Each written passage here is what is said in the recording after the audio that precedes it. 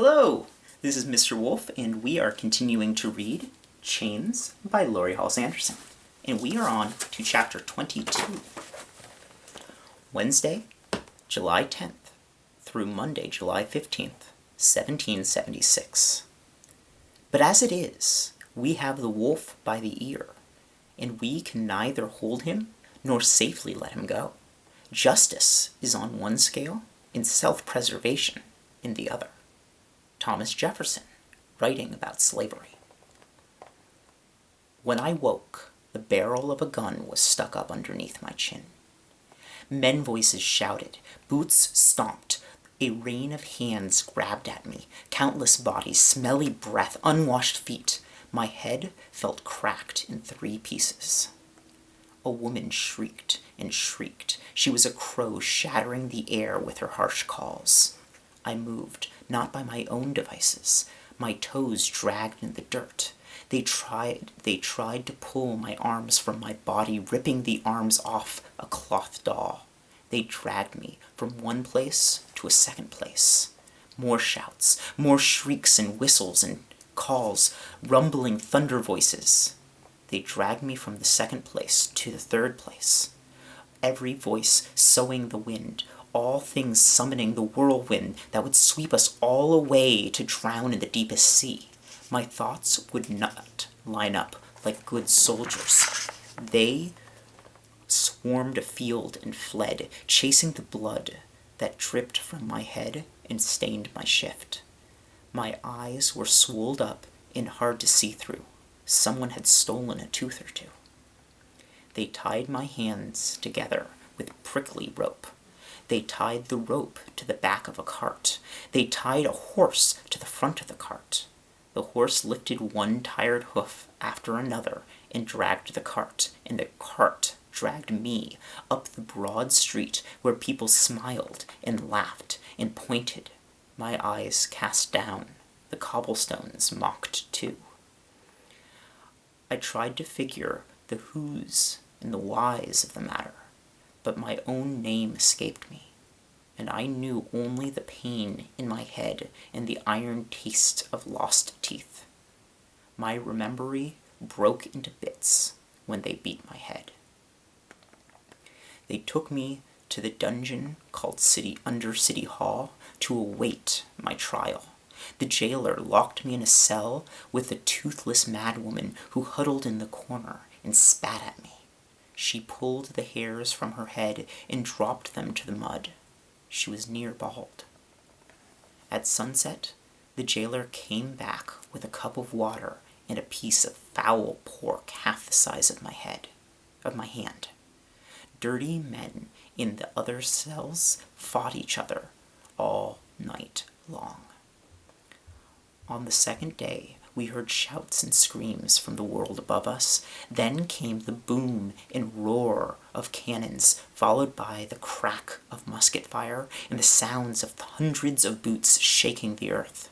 Some prisoners hollered in panic and tried to pull their chains from the stone walls. The madwoman in my cell laughed and laughed, slapping her skirts. At last, the noise above ceased. The jailers threw buckets of cold water on the men who had lost their senses in fear. They said for us to shut our gobs. The British had sailed their warships up the North River and had fired on the town, but now all danger was past. Anyone who continued to blubber would feel the lash. I said not a word. The second night was the same as the first, filled with moans and muttering, scratching, and the sound of teeth and claw. It rained. Water pooled on the floor, soaked through my shoes. Rats wandered in and out of the cells, squeezing their fat bottoms through the bars. I dared not sleep for fear they would bite me. The madwoman and the rats stayed in the corner, red eyes waiting for me all night long. On the third morning, the jailer unlocked my cell and motioned for me to follow him. The madwoman laughed again. He took me up the stairs to the courtroom. It was as big as the inside of a church, with the same white walls and dark wood.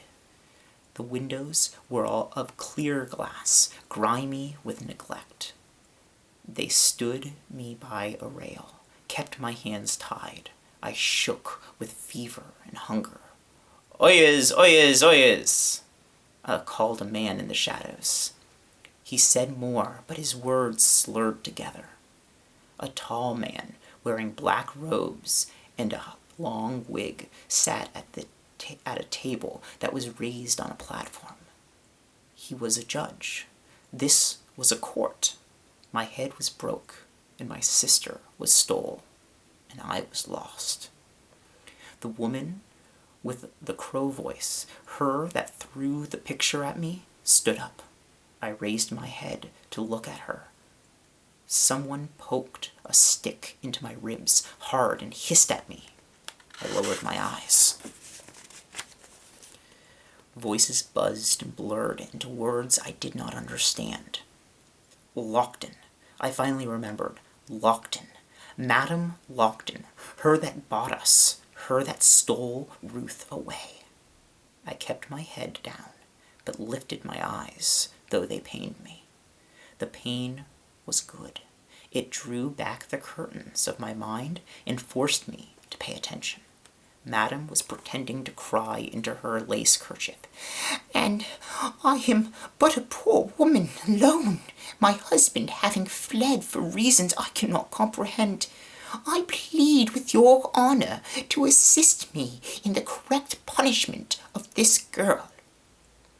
The judge frowned and asked questions of two officers who stood near Madame. I wanted to ask about Ruth, and where the blood on my shift came from, and who broke my teeth. But I was the only person in the room whose hands were tied, so I kept silent. Questions were asked of the innocent. Lies were given as answers. Finally, the judge said, "Where is the housekeeper who saw this crime, Mrs. Lockton?" "Becky is indisposed, sir," Madame answered. "She suffers from ague."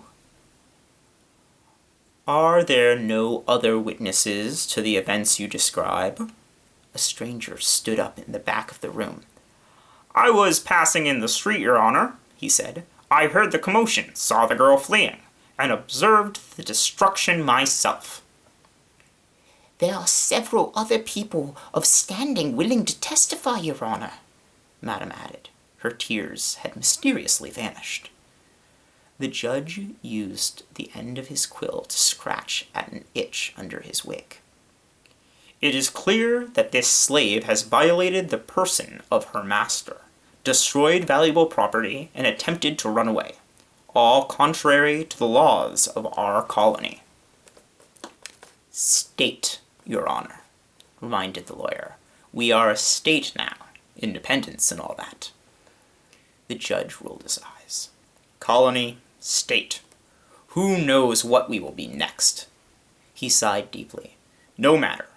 The girl's crimes of insolence, property destruction, and running away from her rightful owner are not devious enough to warrant the sentence of death. Do you have any wishes as to the punishment that I should consider, Mrs. Lockton?" Madame sighed deeply, like my behavior caused her great sadness. "She is a willful girl, Your Honor, but with numerous character defects. I believe a permanent reminder of this day might prove the appropriate remedy." Her words stuck in the air, like flies caught in a spider's web. I could make no sense of them. I could make no sense of anything. The judge scratched at his wig with fresh vigor. "You wanted her branded, then? 20 strokes of the lash would be more in keeping with her crimes." "We are now led by men from Virginia, I am told," she said, "the land of my birth. I assure Your Honor, that in Virginia we do not tolerate the rebellion of slaves." The judge nodded. Once kindled, rebellion can spread like wildfire. Do you want your husband's initials used? Madam shot a sideways glance at me. I prefer the girl branded with the letter I for insolence. It will alert people to her tendencies and serve as a reminder of her weakness. The judge picked up his gavel. So be it. Sal Lockton, it is the order of this court that you be branded on your right cheek with the letter I in punishment for your crimes against your lady mistress. Crack. The gavel cracked on the wood block. Next case.